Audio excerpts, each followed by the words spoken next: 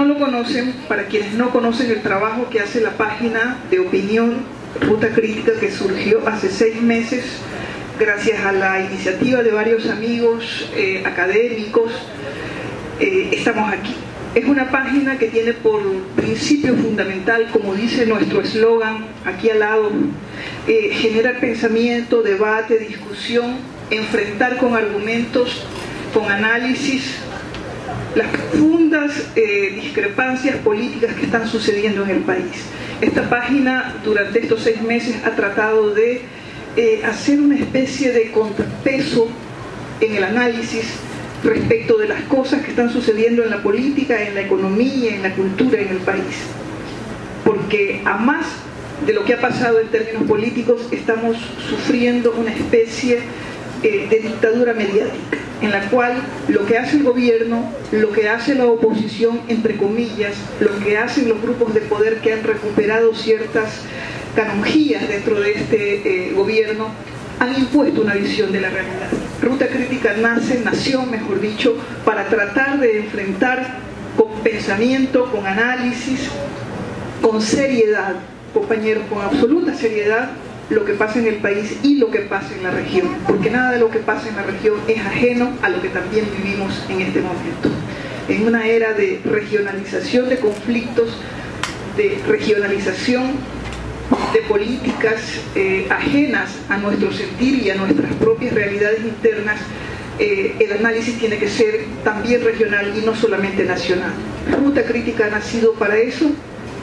Todas las semanas, para quienes no lo saben, Ruta Crítica sale todos los días lunes en la dirección electrónica www.rutacritica con K, como ustedes lo ven en la pantalla, .org. Todos los días lunes ustedes pueden leer más o menos de 10 a 12 artículos que tratan distintos temas, temas económicos, temas políticos, temas internacionales, abordados por distintos analistas, tanto del Ecuador como del exterior. De tal manera que es un esfuerzo absolutamente, primero voluntario, segundo muy serio y tercero que pasa por un filtro de un consejo editorial que se reúne periódicamente para analizar el tipo de política que tenemos, el tipo de análisis que necesitamos y sobre todo darle a la ciudadanía elementos que le ayuden a pensar, a criticar, a analizar y a ver la realidad con otros ojos, con los ojos del análisis, con los ojos diferentes al poder, con los ojos para que la ciudadanía piense mejor su propia realidad y frente a ella tenga otra actitud. De tal manera que Ruta Crítica se presenta en Puerto Viejo, se presenta en Manabí, mi tierra, y además es un orgullo estar aquí porque esta es la tierra en la que yo nací. Eso me provoca una profunda alegría. Compartimos con Carlos Rabascal también el grupo de Ruta Crítica, que está conformado por 23 personas de diferentes orígenes políticos, intelectuales, académicos. De los 23, 8 personas conforman el consejo editorial y todos ellos, dependiendo de las semanas, participan escribiendo en nuestras páginas. Además de eso, tenemos una sección de invitados que, dependiendo de los temas, aportan también, a veces cada 15 días, a veces cada 3 semanas, un artículo sobre un tema que le preocupa a la ciudadanía. Y también tenemos, con esto quiero terminar para no aburrirles, también tenemos cada cierto tiempo especiales. ¿Qué son los especiales? Por decirles algo, en junio se cumplieron 100 años de la reforma de Córdoba. Ruta Crítica quiso hacer un especial para analizar qué había pasado con la reforma de Córdoba, la reforma universitaria de Córdoba, qué había pasado en esos 100 años. Y en ese especial, por ejemplo, escribieron personas de Argentina, personas de Brasil, personas de Ecuador. En mayo se cumplieron 50 años de mayo del 68 en Francia.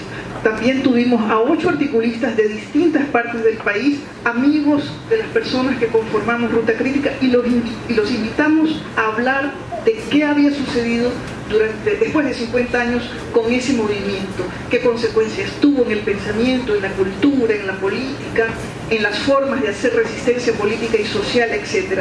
Y fue realmente exitoso. Próximamente tendremos, creo que 15 días, un especial sobre el asilo político a Julián Assange. Ese es un tema palpitante en la vida ecuatoriana, palpitante en la vida internacional de nuestras políticas exteriores, de tal manera que también queremos aportar, mirar de otra manera en este momento, porque la situación ha cambiado y la política exterior del gobierno actual ha cambiado. Queremos analizar también ese tema.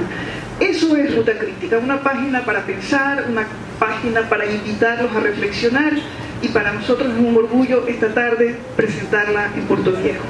Bueno, muy buenas tardes con todos. La verdad que para mí es un placer, un honor y un gusto estar en una provincia como la de Manabí y en su capital, Puerto Viejo, porque la última vez que vine fue después del terremoto y soy testigo de cómo ha ido cambiando desde ese evento catastrófico, lamentable. Pero Manabí siempre me ha enamorado, y me ha enamorado por su perseverancia, me ha enamorado por su lucha, pero sobre todo me ha enamorado porque sabe salir adelante. Y es una tierra con esa calidez de ser humano que invita a no quererse ir. Así que muchas gracias por esta invitación. En diciembre del año pasado, allá por mediados de diciembre del año pasado, yo me retiré del periodismo. Y de hecho estoy retirado del periodismo. Pero tengo una amiga que es perseverante y que me persigue y me dice: tienes que volver. Y me invitó a Ruta Crítica. Y el nombre me hizo clic con lo que yo persigo siempre. Porque mi programa en la mañana se llamaba Pensamiento Crítico y mi programa nocturno se llamaba Pulso Político. Bueno, Pulso Político va a volver a nacer de nuevo, pero por internet. Pero me llamó la atención esto de Ruta Crítica, porque creo que hoy más que nunca el Ecuador requiere de análisis y pensamiento crítico. Y ese nombre de Ruta Crítica yo lo entiendo como un sendero para el pensamiento, como un camino que debemos transitar todos los ciudadanos para generar pensamiento.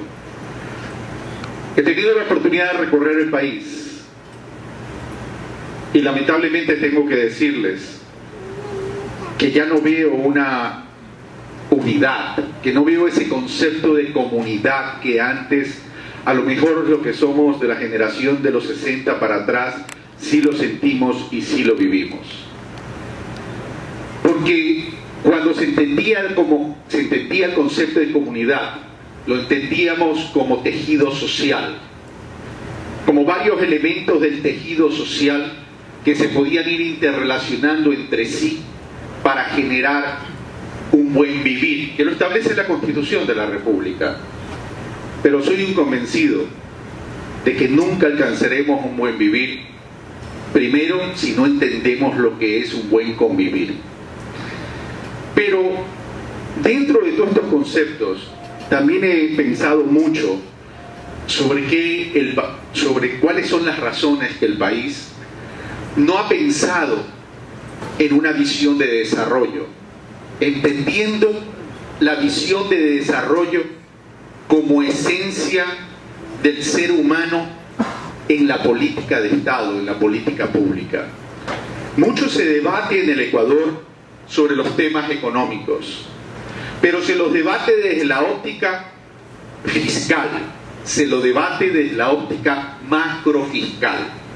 De hecho, este martes que acaba de pasar, escuchamos y fuimos testigos de los anuncios económicos del gobierno nacional. Una ley de fomento productivo que pasó por el Ministerio de la Ley, donde se establecen incentivos tributarios para la inversión, entendiéndose que esos incentivos tributarios no son otras cosas que exoneraciones al impuesto a la renta entre 8 a 20 años para la inversión.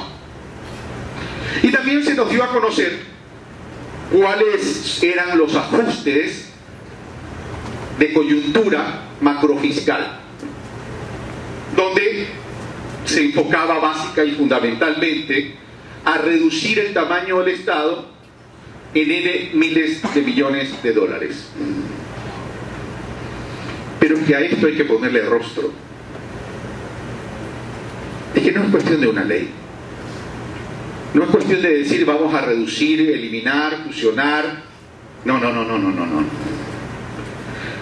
La economía, si no piensa en el ser humano, no termina siendo eficiente y eficaz, justa y solidaria. Y pensemos por un momento. ¿Cuál es el mejor objetivo de una política de desarrollo que se sustente en decisiones económicas con objetivos sociales? Disminuir la desigualdad, disminuir la inequidad, disminuir, y ojalá lo podamos hacer, erradicar la pobreza. Ese debería ser el objetivo, porque ahí sí, entonces, estaríamos hablando de una política de redistribución de los recursos que permita generar oportunidades de desarrollo. ¿Para quién? Para nuestra gente. Nosotros no podemos pensar que la sociedad está tan solo conformada por aquellas personas que tuvieron la suerte o la bendición de nacer en medio de familias con oportunidades. En el Ecuador hay una gran pobreza todavía. En el Ecuador todavía hay excluidos. Y es porque en el Ecuador, como dice el Papa Francisco, a veces tenemos pensamiento de descarte y no entendemos que la política tiene que ser de inclusión. Entonces, para poder valorar una verdadera política de desarrollo, uno toma tiempos en los cuales esta política se ha aplicado. Y esos tiempos los voy a compartir con ustedes para hacer un análisis comparativo. La desigualdad a nivel nacional entre el año 2007 y junio del 2017 bajó 14,33%. 14,33%. En el primer año de este gobierno, esta desigualdad se incrementó en 2,16%. Tengan presente esto. Estoy hablando de la desigualdad y de la inequidad. No son cifras mías, por si acaso. Estas cifras las pueden encontrar en la página web del INEC.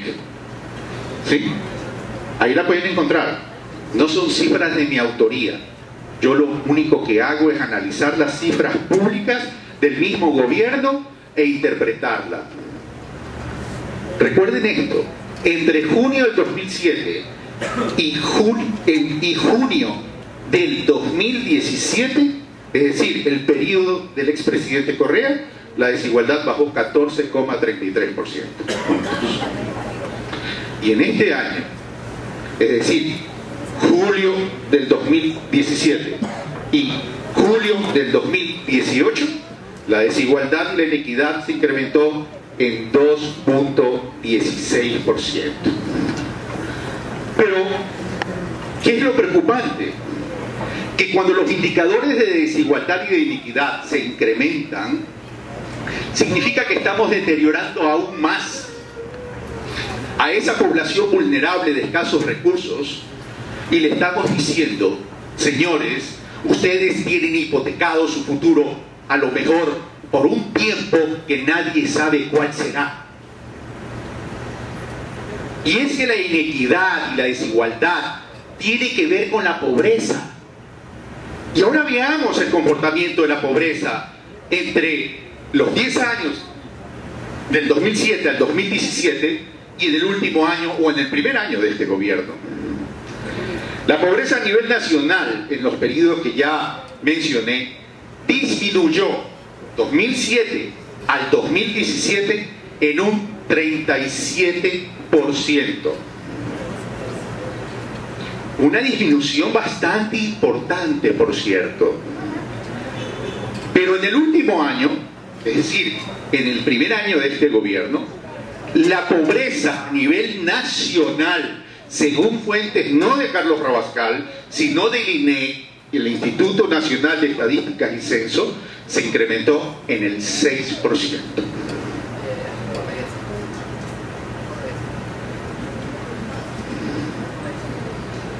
Ahora hablemos de la pobreza extrema. La pobreza extrema, en el mismo periodo 2007 al 2017, la pobreza extrema cayó en un 49%.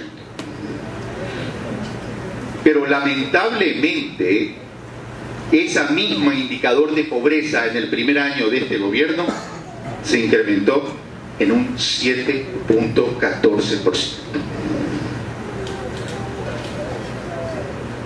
Veo la cara de ustedes y veo que hay un impacto. Y ojalá que se indignen. Y no estoy hablando que se indignen contra alguien o contra un gobierno, no. Se indignen contra la realidad. Porque la indignación es la que nos hace reaccionar, la que nos hace enfrentar los problemas. Porque no reconocer los problemas es agrandarlos. Y cuando medimos la pobreza en base a necesidades básicas insatisfechas, que es no alcantarillado, no agua potable, no luz eléctrica, no oportunidades de educación eficientes, no oportunidades de salud pública, entre el 2007 y junio del 2017, la pobreza en base a necesidades básicas insatisfechas disminuye en un 34.9%. Pero lamentablemente, durante el primer año de este gobierno, se incrementa en 6,65%. ¿Qué nos dicen estas cifras? Estas cifras lo que nos dicen es que en el periodo de esos 10 años, mejor dicho, en el periodo de esos 10 años, había una política de redistribución de recursos. Y que en este año, del primer año de gestión del gobierno, no existe entonces y en consecuencia una política eficaz y oportuna pensada en la gente que lo necesita de redistribución de los recursos. Son cifras que no las podemos ocultar con discursos políticos o con políticas de enunciado diciendo que hay que reactivar la economía. No, señores, lo que hay que reactivar es el sentido común y el pensamiento de solidaridad, porque no reconocer los resultados positivos de una adecuada política de redistribución es faltarle el respeto a nuestros pobres, a nuestra sociedad, en definitiva, a nuestro país. En definitiva, a nuestro país. Hice comunicación periodística durante 15 años. A nivel nacional del año 2009 hasta diciembre del año pasado, donde tomé la decisión de retirarme. Y siempre me puse como objetivo decir la verdad. Y siempre me puse como objetivo generar pensamiento y reflexión social y ciudadana. Y lo que nunca aceptaré y lo que no puedo permitir con mi gente es que se le falte el respeto a la inteligencia. Cuando se nos dice el día martes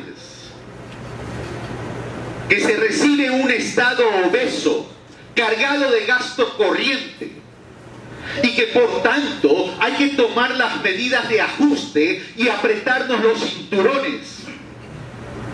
Cuando uno escucha eso y no tiene la información, evidentemente uno va a decir: ¡qué barbaridad! ¡Qué irresponsabilidad! ¿Qué nos han dejado? Pero resulta que cuando uno investiga en las cifras del Banco Central, del Ministerio de Finanzas y del propio Instituto Nacional de Estadísticas y Censos, se encuentra con ciertas novedades, como las que ya he mencionado. Pero permítanme agregarle otra novedad. Recuerden esto: Estado obeso. Estado obeso. Gastos exuberantes.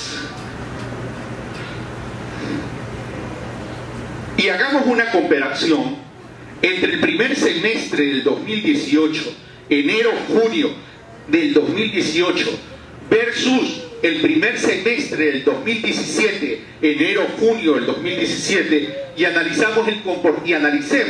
Los invito a que juntos analicemos el comportamiento y la evolución del gasto corriente del país, del Estado ecuatoriano. En el primer semestre del año 2017, el gasto corriente representaba o ascendió a 13.600 millones de dólares. ¿A qué periodo corresponden estos 13.600 millones? Primer semestre, a junio.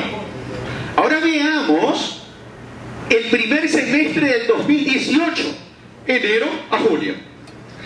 El primer semestre del 2018 ascendió a 14.300 millones. Les quiero preguntar a ustedes, ¿qué es más? ¿Los 14.300 del 2018 o los 13.600 del 2017? Les pregunto, lo de ahora. ¿Quién gobernó en el 2018? No entro a adjetivos calificativos, yo quiero hacer análisis objetivos. A ver, entre junio del 2017, que es el actual gobierno, a julio del 2018, el gasto corriente se incrementó en 5.14%. ¿Qué Estado obeso recibió? O mejor dicho, ¿quién se encargó de engordarlo? Y ahora resulta entonces que nos hablan de liposucción. Entonces, a la economía hay que verla con sentido social. No sé qué tiempo tenga. Bueno, en 2 minutos no puedo resolver el problema del Ecuador, pero en todo caso me voy a guardar para las preguntas. Pero, rapidito, ¿qué nos dicen entonces? Un ajuste de carácter macrofiscal disminuyendo 1.000 millones de dólares.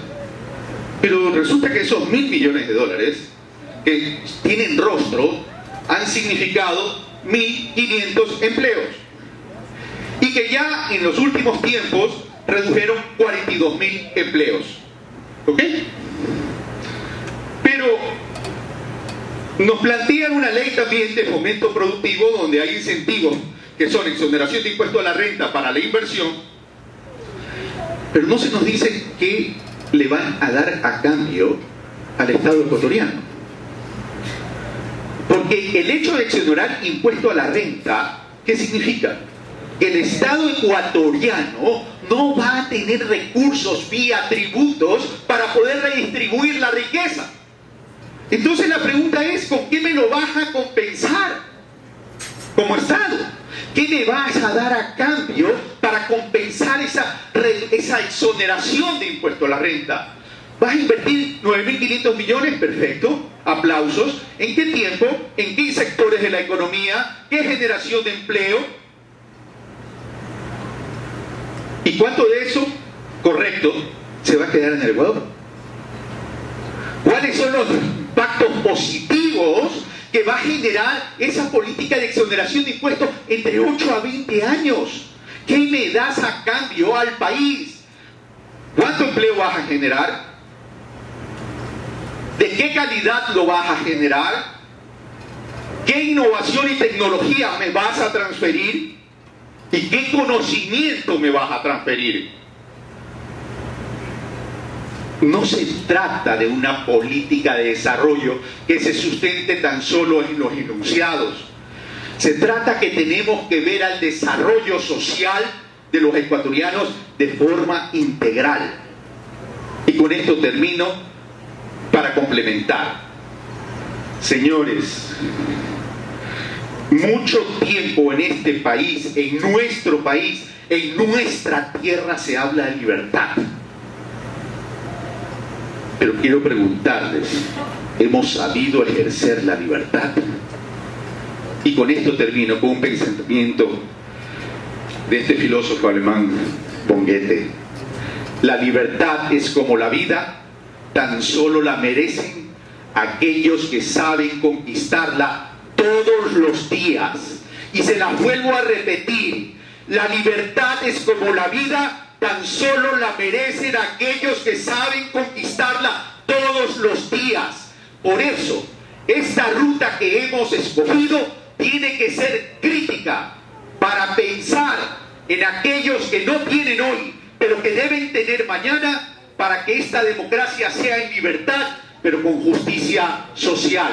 Tierra de Manabí, que si bien yo soy de acá, me parece que lo que hay que recuperar es el sentido histórico de esta tierra, de este territorio, porque mi intervención un poco va a partir recuperando el sentido de Montecristi y lo que soñamos con la Constitución 2008, que para mí, digamos que es la agenda política de nación y fue la apuesta política que decidimos construir para el horizonte que queríamos que tenga la patria, una patria más justa, una patria más humana, una patria donde todos y todas tengamos derechos, donde recuperemos la institucionalidad del Estado, donde los bienes materiales e inmateriales de la patria sean de todos y de todas, donde los espacios, la naturaleza deje de estar privatizada, ¿verdad? Y esté al servicio y al acceso de todos los ciudadanos y ciudadanas de la patria, donde incluimos por primera vez preceptos constitucionales como derechos y garantías para los jóvenes y para las jóvenes, para los niños, niñas y adolescentes, ¿verdad? Donde le dimos derechos a la naturaleza, que fue un hito histórico a nivel mundial, ¿verdad? Y donde planteamos grandes desafíos como nación, que además nos convocaron a diferentes sectores de la patria. Yo recuerdo el 2008, y esto sí lo voy a poder contar, ¿verdad? Porque tenía edad para recordarlo, pero además lo vivimos.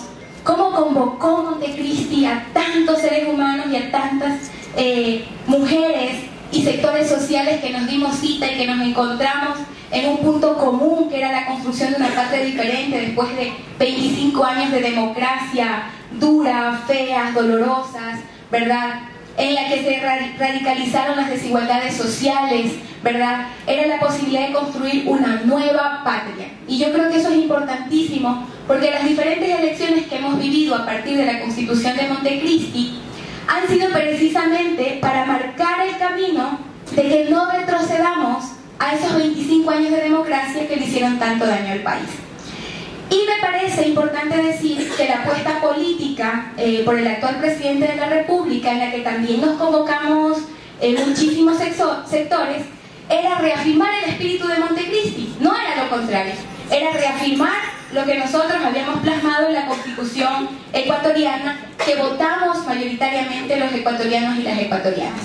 Entonces, el presidente Lenín Moreno llega al poder no como una figura nueva, ¿verdad? Porque lo habíamos tenido ya como vicepresidente, no como una apuesta política diferente que permitiera que se dieran alianzas con quienes históricamente profundizaron la crisis en este país.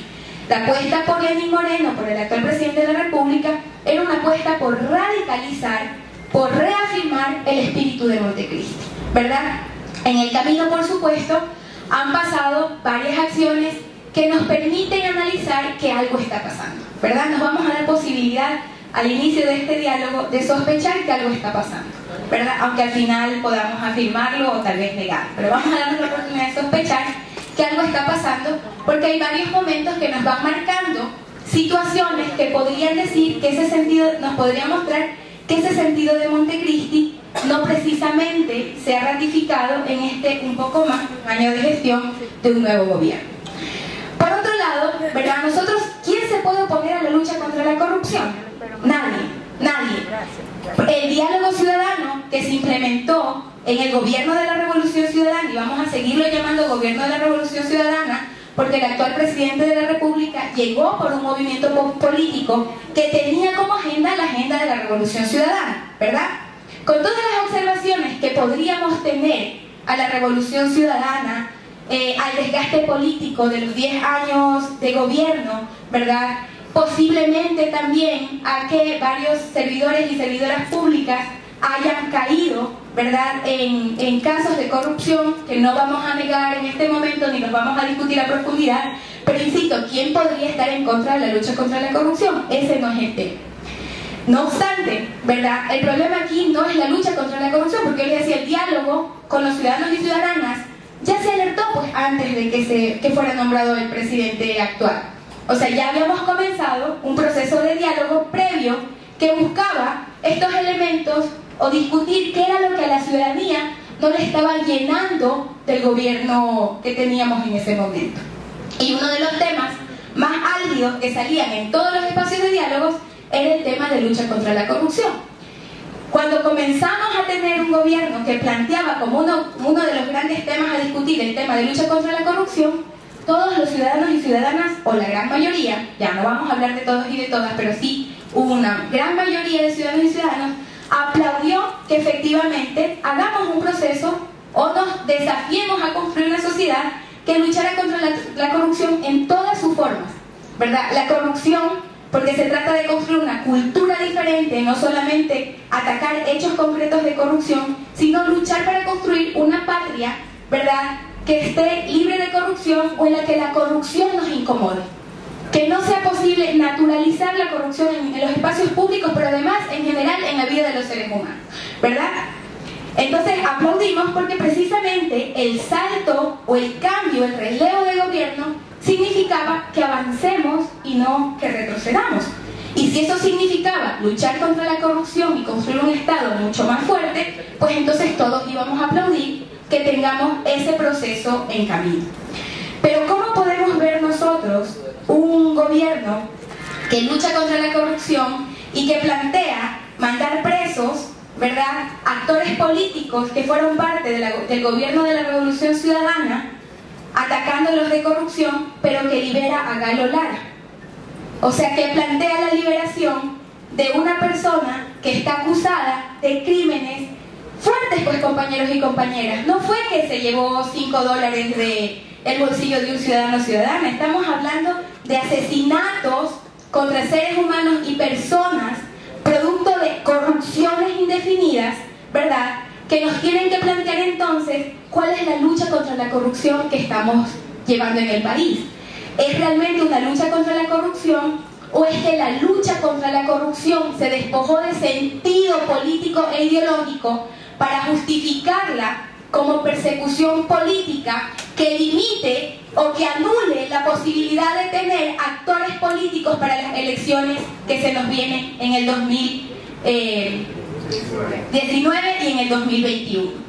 Estamos hablando de que la derecha de este país no va a perdonarle jamás a seres humanos como ustedes y como nosotros que hayamos llegado al poder político del país, que nos hayamos sentado a discutir y a poner en el ojo del huracán temas álgidos, estructurales y económicos que por supuesto que marcan el sentido de una patria, pues. No nos van a perdonar jamás a las clases medias y pobres habernos sentado a pensar por dónde debería de ir el país. Y eso significa crear una estrategia orquestada, casi una telenovela en el que cada actor juega un rol importantísimo. Entonces basta comprender la televisión y darse cuenta que, como decía Chomsky, no hay medios de comunicación objetivos, pues. Los medios de comunicación reproducen ideología, marcan sentido común en la ciudadanía, y la ciudadanía comienza como una especie de muñeco ventrílocuo a repetir todo lo que escucha por los medios de comunicación. Y como decía mi anterior compañero, mi compañero que me antecedió, la fuente de información, la única fuente de información es la que tenemos a través de los medios privados y los medios públicos hoy subordinados, ¿verdad? Eso me parece un primer elemento, porque me parece importante decir que no estamos hablando de un gobierno diferente o que viene de un proyecto político diferente al que nos planteamos hace 10 años. La primera cosa que hay que romper y desmontar es creer que hubo un corte y que el Ecuador le dijo chao a Rafael Correa, queremos algo nuevo. No, el Ecuador votó por un proyecto político, por la continuidad de un proyecto político, si no hubiera ganado Guillermo Lasso las elecciones. Esa campaña electoral que se ganó también con la presencia del expresidente de la República, quien estuvo haciendo campaña electoral con el actual presidente de la República. Ecuador no votó por un proyecto político de derecha, si no hubiéramos votado por Lasso. Aquí hubo una ruptura con el proyecto político. Por eso hablamos de un término tan fuerte que es traición. Es traición. Nosotros votamos por un proyecto político que no se está respetando, que no se está manteniendo, y vemos por el contrario mesas de diálogo instauradas con actores políticos que precarizaron la crisis del país antes del gobierno de la Revolución Ciudadana, que la precarizaron y que fueron responsables. Hoy día hablamos de reducir el Estado, cuando nosotros hablábamos de la necesidad, hace poco más de un año, de la necesidad de fortalecer el Estado y de hacer que los bienes sean públicos, de que las empresas sean públicas, de que le pertenezcan a los ecuatorianos y ecuatorianas. Hoy día hablamos de reducir el Estado, y una preocupación que a mí me surge a nivel personal es qué pasa con la reducción del Estado, un Estado en el que se van a precarizar y que se están precarizando los servicios sociales.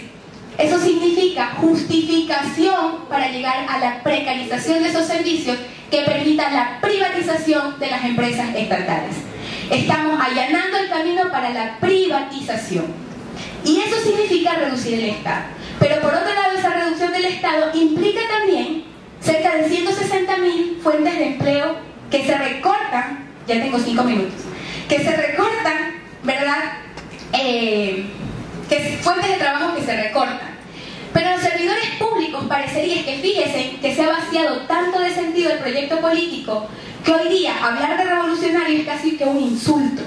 Hubo una usurpación simbólica tan fuerte sobre términos que nos dieron sentido como ecuatorianos y ecuatorianas, que nos hicieron enorgullecer, que nos hicieron reafirmar, en el caso de los manavitas, nuestra identidad montuvia, que antes era vista con vergüenza o que era un término despectivo, nadie quería llamarse montubio. Es decir, la Revolución Ciudadana nos devolvió tanto que en tan poco tiempo se han usurpado tantos términos, tantos sentidos, que tenemos vergüenza llamarnos como todo lo que hemos construido juntos y juntas, ¿verdad?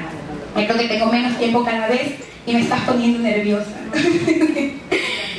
¿Ya? Entonces, eso me parece que es como importante recalcarlo. Les estaba diciendo que hay una alineación de las agendas, ¿verdad? Donde claramente están los grupos de poder, y les decía que hay mesas de diálogo instauradas con esos grandes grupos económicos, pero es el diálogo que justifica acciones posteriores. Habría que revisar con más detalle, pero también me voy a dejar como Carlos algo para la intervención posterior, ¿verdad? Habría que revisar quiénes están frente a las carteras de Estado que definen pues el horizonte político de este país. ¿Por qué eso? Porque la política, ¿verdad?, que es el arte de servir y que suena hermoso, también permite estabilidad teniendo acuerdos con diferentes sectores. Que no está bien, que no está mal, porque políticamente tenemos que construirnos con otras y otras, tener acuerdos, ¿verdad? Tenemos que dialogar sin duda alguna, pero la pregunta es con quiénes tengo esos acuerdos y a cambio de qué hago esos acuerdos o esas alianzas. ¿Sí? ¿A cambio de qué? Y vamos a seguirnos dejando la duda, porque vamos a decir que en este país la historia nos muestra que las alianzas con la derecha nunca son gratuitas y nunca son por el bien común. Al contrario, siempre esconden esa posición triangular y vertical en la que el desarrollo se justifica en tanto unos estén arriba y otros estén abajo. En tanto unos iluminados y brillantes definan por dónde va el país, hacia dónde va el país, siempre y cuando esos intereses significan ratificar mi superioridad o mis beneficios sobre otros y sobre otras, y otros que estén abajo sirviendo que crean que lo tienen todo porque tienen acceso a un empleo, aunque ese empleo sea precario, aunque ese empleo no me garantice mis derechos absolutos, ¿verdad? Porque eso es empleo. Y se justifica la mano de obra barata, se justifica la explotación de los seres humanos, se justifica la construcción de la riqueza el poder y la concentración de la riqueza en pocas manos, en tanto esa empresa o ese empresario que tiene oportunidades, que está legislando, que tiene los medios de comunicación, domine y genere unas cuantas plazas de trabajo para otros pocos que necesitamos trabajar y que creemos que por acceder a ese pequeño espacio tenemos nuestra vida garantizada. Yo voy a dejarlo ahí, no sin antes también cerrar diciendo que a mí lo que me preocupa fundamentalmente de las políticas económicas recién anunciadas es que en la práctica esas políticas económicas van naturalizando la desigualdad social. Naturalizan la desigualdad social cuando nosotros decimos vamos a perdonarles 4.000 millones de dólares de impuestos a los empresarios y a los pobres les vamos a subsidiar la gasolina. Hay una diferencia abismal entre un tema y el otro. Y lo que esconde ese discurso es la naturalización de la desigualdad social. Es decir, que nosotros creamos que es normal que nos desmovilicemos y que creamos que el poder político real se construye desde el Estado. Y ese Estado va marcando el rumbo y nosotros solo comenzamos a caminar en ese camino, a aceptar y nos desmovilizamos. Eso, compañeros y compañeras, y nada, pues seguimos dialogando. Se perseguían, se torturaban, se desaparecían a los dirigentes políticos y sociales, sino que está orquestado desde la persecución y la utilización de la política, donde los actores políticos que quieren destruir simplemente arman con la complicidad de los medios de comunicación toda una campaña de desprestigio y de persecución y judicialización de estos líderes sociales. Pero no solamente esto, ¿no? La otra pata de esta mesa es el tema de la corrupción. La muletilla que hacen que son gobiernos corruptos, ¿no? Todos sabemos que el tema de la corrupción no es un tema exclusivamente que rebasa el tema ideológico, ¿no? Hay corrupción en la derecha, en la izquierda y en todos los países del mundo, pero ellos lo magnifican, ¿no? A partir de todo este andamiaje de la persecución política. Por lo tanto, lo que no dicen es que en estos gobiernos no había corrupción institucionalizada como en el gobierno en que gobierna la derecha, porque ellos gobiernan para favorecer a sus propios intereses, crean leyes para favorecer a sus propios intereses, ¿no? Entonces, y eso es una corrupción muy grave, porque es mediante la institucionalización de leyes o legislar para aprovecharse de los bienes que el Estado promulga. Por lo tanto, eso es lo que ha venido sucediendo y lo que sucede en América Latina. Pero ¿qué pasa en el Ecuador? Otra cosa importante, la doble moral que nos trata de implementar precisamente el gran adalid de la democracia, que es los Estados Unidos en el mundo occidental. No, por un lado, ellos tratan de condenar, generan restricciones económicas, sanciones económicas a los países que simplemente no se alinean a sus leyes, ¿no? Yo creo que los casos más duros es lo que está sufriendo el pueblo venezolano, precisamente por las restricciones económicas que le impone el imperio, y al final es muy difícil salir de la crisis que ellos mismos provocan con la complicidad de las élites locales. Pero precisamente esa doble moral, por un lado, cuestionan las elecciones, por ejemplo, en Venezuela, pero apoyan a un presidente como Temer en Brasil, que no fue elegido democráticamente y fue producto de un golpe de Estado democrático vía el Congreso Nacional en Brasil. Por lo tanto, contra Dilma Rousseff. Por lo tanto, vemos esta doble moral que se da en el mundo y podemos poner muchos casos que suceden en otros continentes, como lo que sucede en el Medio Oriente, como sucede en otras actitudes. Pero ¿qué pasa en el Ecuador? Desde los primeros días del gobierno, algunos pensábamos de que efectivamente ganaba el compañero Lenin. Yo creo que Verónica hizo un buen análisis de la continuidad de por quién votamos nosotros, ¿no? Nosotros era para la continuidad del proceso revolucionario. Y fue una campaña muy dura. Yo creo que todos nosotros, o la mayoría de los que estamos aquí, trabajamos muy arduamente en esa campaña que nos tocó enfrentarnos, incluso que provocó divisiones hasta con familiares, etcétera, amigos, pero lo enfrentamos con valentía y el pueblo mayoritariamente votó por la continuidad.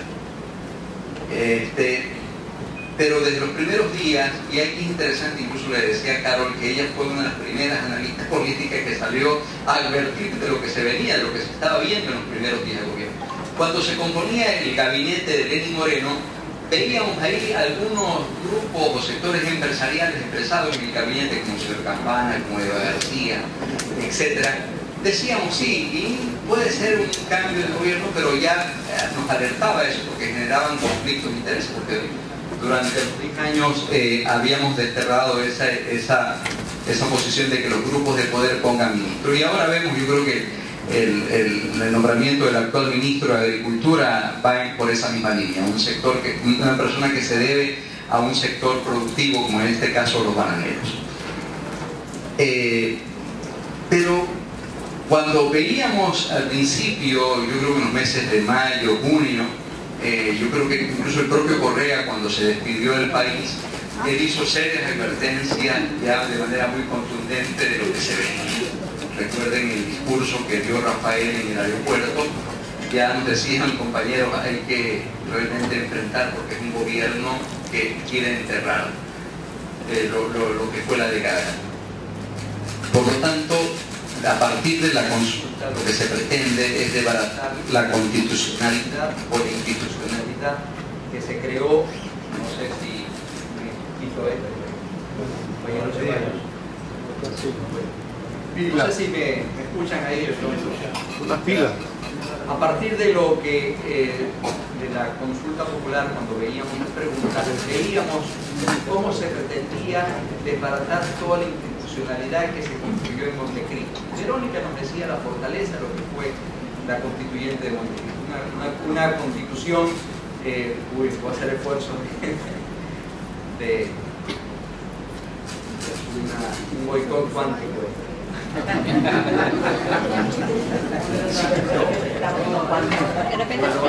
Una pila, Fernando. Voy a hacer esfuerzos de tratar de hablar más fuerte. Ahí hay otro micrófono. Les decía de que lo que se pretendía es realmente despolitizar el país y borrar todo vestigio de lo que fue la década ganada. Como no podían llamar a una constituyente, porque para reformar la constitución hay que hacerla, hay dos vías, ¿no? La vía más importante es llamar a una nueva constituyente. No se atrevieron a eso porque sabían que podían perder. Usaron la figura de la consulta popular con preguntas mañosas, tramposas, que inducían al error, al engaño. Y claro, al final el pueblo mayoritariamente se produjo.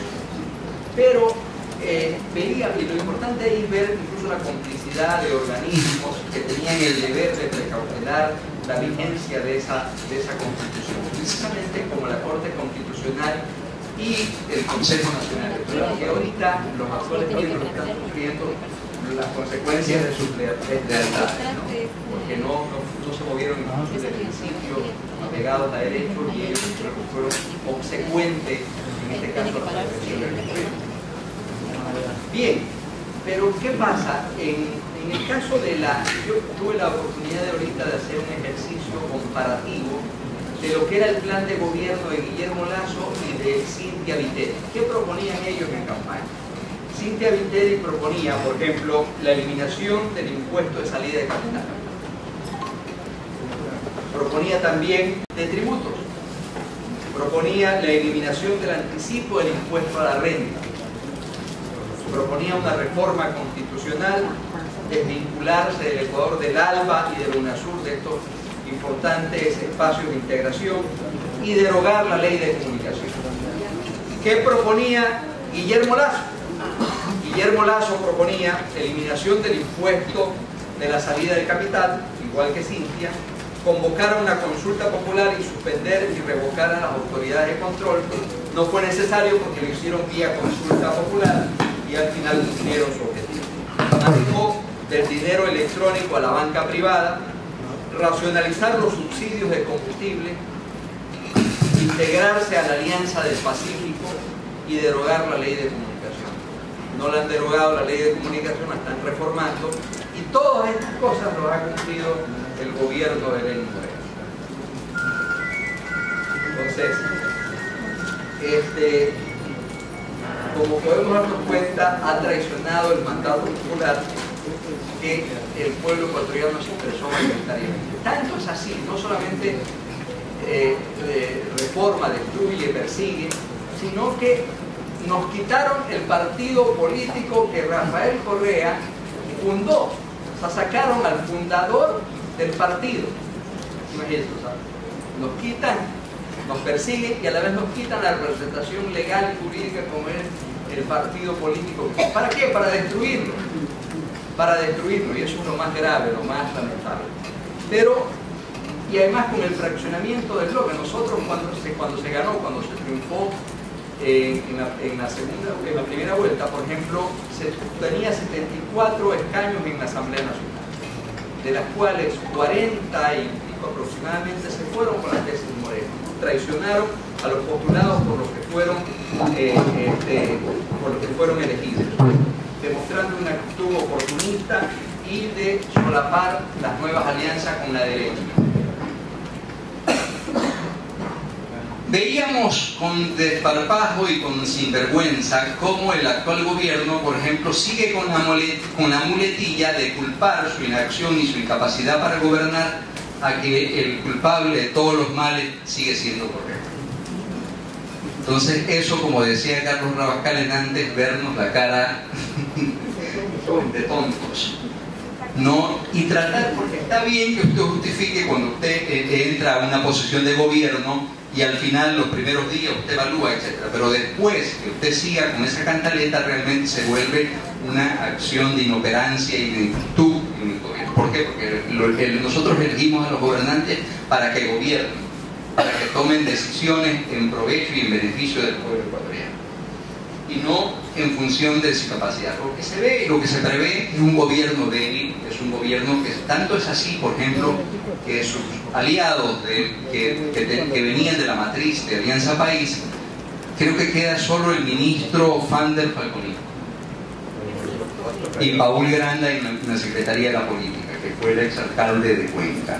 Pero todos los ministros que venían de la matriz anterior han sido cesados, ya sea mediante la última novedad es que lo sacan mediante supresión de ministerio, ¿no? Y al final todo el esfuerzo que se hizo para la institucionalización del país, por ejemplo, como es el logro de tener el Ministerio de Justicia, que en otros países, nosotros en Ecuador antes éramos uno de los pocos países que no tenía Ministerio de Justicia que vele por el tema de la protección de los derechos humanos. Por lo tanto, el retroceso es tremendo.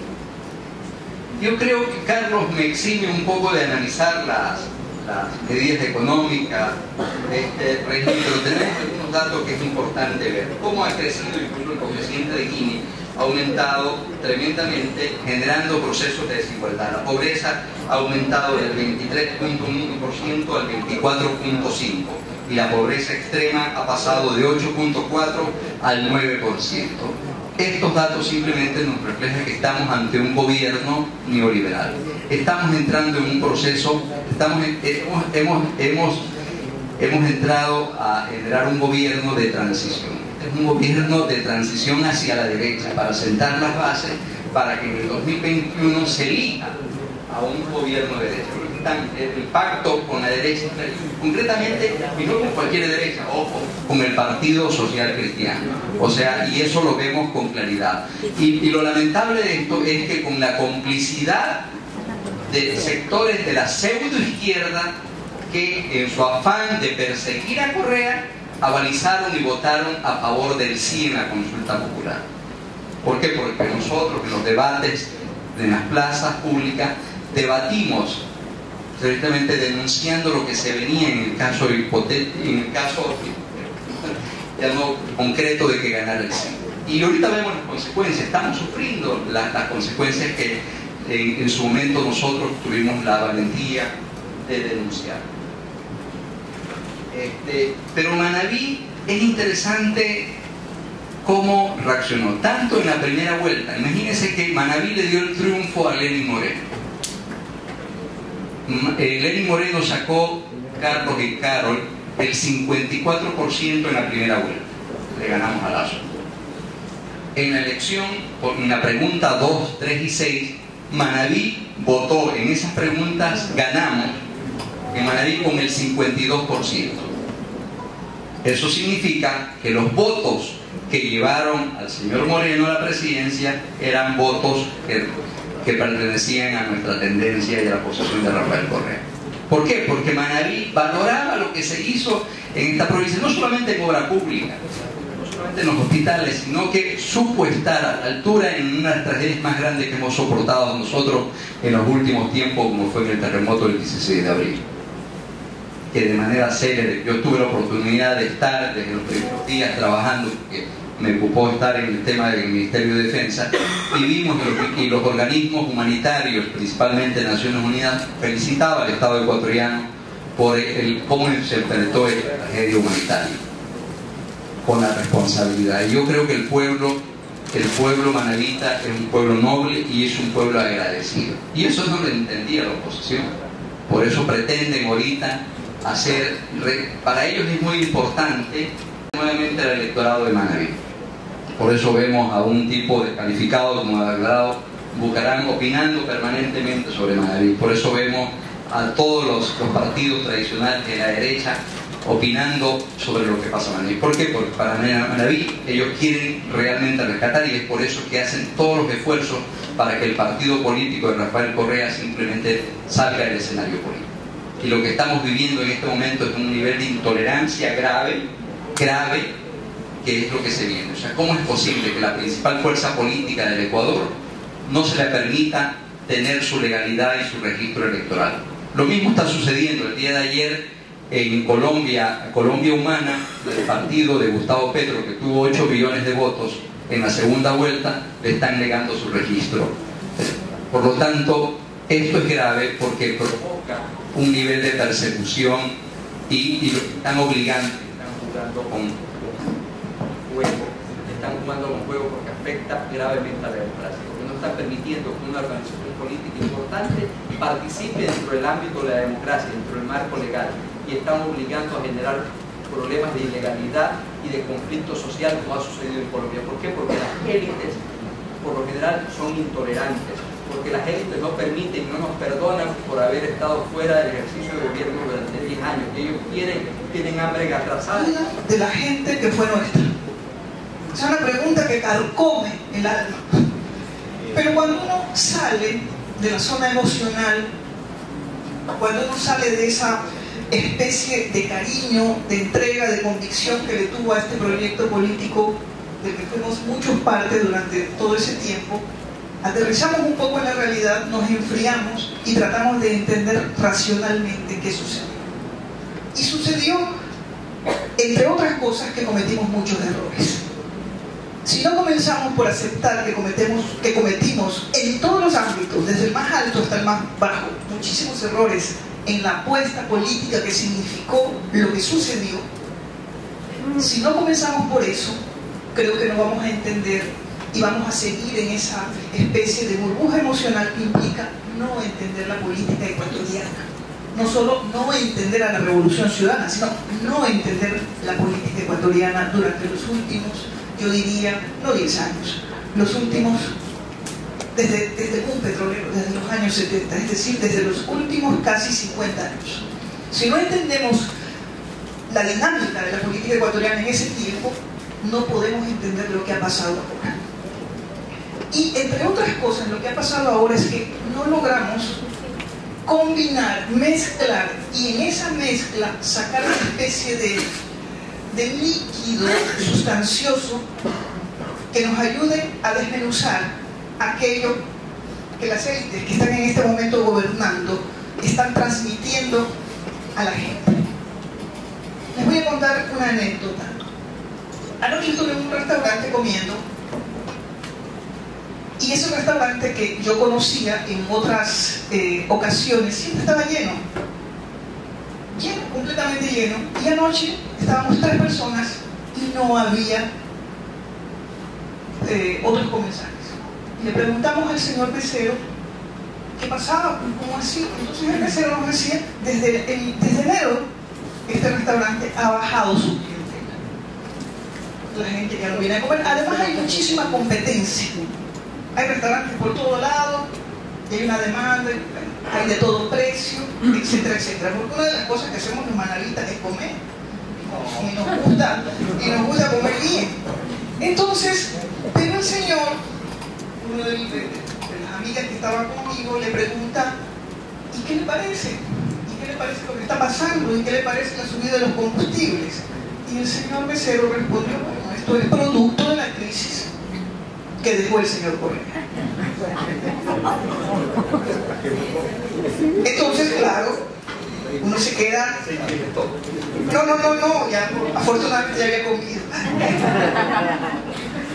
Y ya me había tomado un par de cervezas, entonces estaba dispuesta a soportar cualquier explicación que me diera. Pero lo interesante, yo decía, ¿por qué este señor, que le preguntamos de dónde era, qué hacía, etcétera?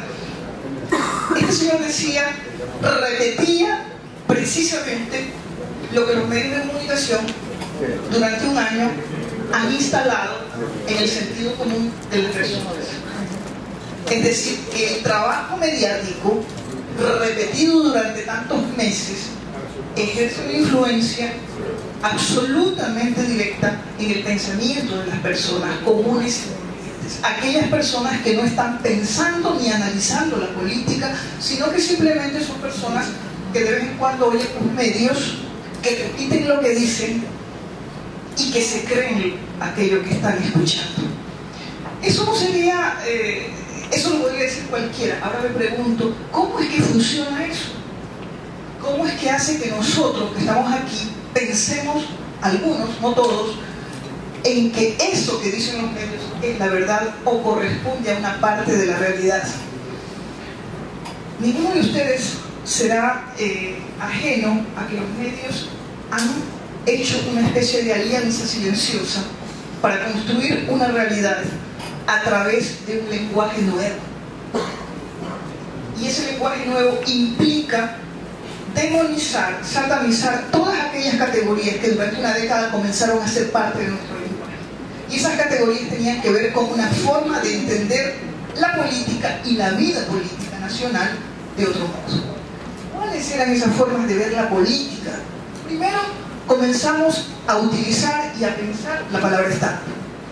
Y durante una década el Estado ya no fue una entidad abstracta, lejana y perversa, como está volviendo a ser.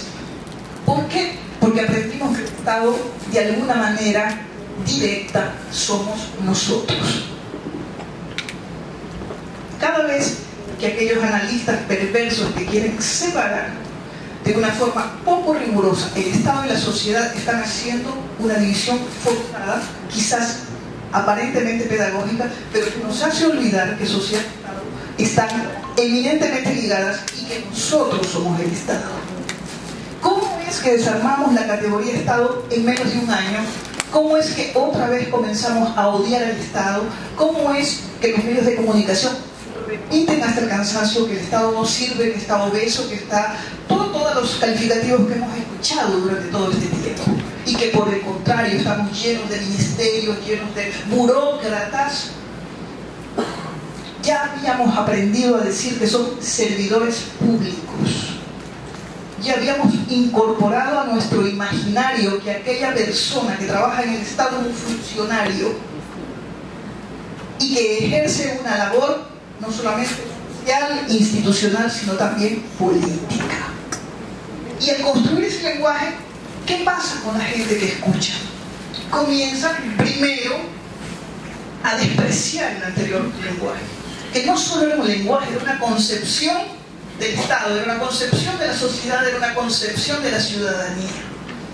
El Estado, lo público, aquello que no habíamos estado acostumbrados en este país, a servirnos y a servir desde la institucionalidad pública. Y cuando no estamos acostumbrados a servir y a servirnos de la institucionalidad pública, que somos nosotros, seamos funcionarios o no de ella, en ese momento nosotros estamos descomponiendo un proyecto político que se amparó en toda una construcción de un ideario. Y entre otras cosas, eso es lo que ha pasado este año. Es decir, despreciar el Estado, despreciar lo público, despreciar al funcionario, despreciar las políticas públicas despreciar lo que se consiguió en Montecristi, es decir, el armagio. Cuando ustedes escuchan descorrexar el país, esa es una pantalla para, en el fondo, destruir la institucionalidad que construimos en Montecristi. La descorrexación simplemente es una palabra para encubrir una intencionalidad de los grupos de poder para deshacernos de esta institucionalidad que nos enseñó otro lenguaje político. Y desde ese punto de vista, todo esto que está sucediendo es perverso. La primera palabra, Estado, les decía. La segunda palabra fue y es democracia. Otra palabra prostituida por el discurso del poder. ¿Quién es el poder? El poder no es quien gobierna. El poder es aquello que está atrás de los que aparecen como gobernantes. Y en este momento, como nunca, sabemos que el señor que está en Carondelet no gobierna. Que son sus nuevos aliados, que son sus nuevos socios políticos, quienes comenzaron a gobernar, yo diría que 3 o 4 meses después, desde que asumió el poder. De lo contrario, no se explica que de mayo a octubre, precisamente en octubre, el presidente de la República anuncia las preguntas de la consulta popular, y es en ese momento cuando nosotros nos damos cuenta la intencionalidad que tenía esa consulta: desmontar la institucionalidad, no desmontar el correísmo, porque se quiere concentrar en un líder el odio, no solamente el odio en términos subjetivos, se quiere concentrar en una palabra que es correísmo, aquello que realmente es la institucionalidad que durante 10 años comenzamos a consolidar, y que no es fácil. No es fácil tener, ya me di cuenta que la dictadura de la moderadora comienza a ejercerse, pero yo ya mi mirada periférica la vio, así que no le voy a hacer caso. Me percibiste, ¿verdad? Sí, percepciones. Esa palabra democracia fue desvirtuada. ¿Por qué? Porque se construyó en esa época un discurso de los propios medios de comunicación, en ese momento solo privados, de que vivíamos una dictadura, un autoritarismo, una cosa terrible en este país. O sea, Pinochet desde pequeño para lo que vivió el país durante los últimos 10 años. De tal manera que cuando han pasado 10 años, cuando tenemos un año y piquito de un nuevo gobierno, y de aquello que fue una dictadura, le decía hoy a Carlos en el viaje de Manta acá, ¿qué dictadura habrá sido que en el presente no tenemos un medio de comunicación producto de la dictadura, un periódico producto de la dictadura? No decían que nos habíamos apropiado de todos los medios de comunicación, que teníamos una cadena, etc. No, lo que tenían medios de comunicación era el Estado. Se habían creado medios públicos para contrarrestar la información de los medios privados. Y hoy esos medios públicos han sido cooptados por los nuevos amos del poder político por el momento, para un tipo de verdades que comienzan por cambiar el lenguaje de lo que estamos entendiendo por política. Y la tercera palabra importante, Fernando dijo, la gente es grata, la gente tiene gratitud, hermano. En política, yo te diría, Fernando, no existe la gratitud. La gratitud es un valor efímero. En proyectos políticos como el que nosotros quisimos extender, la palabra más importante no es la gratitud, la palabra más importante es politización. Y cuando yo les decía al principio, cometimos muchos errores, uno de los grandes errores fue que no politizamos el proceso.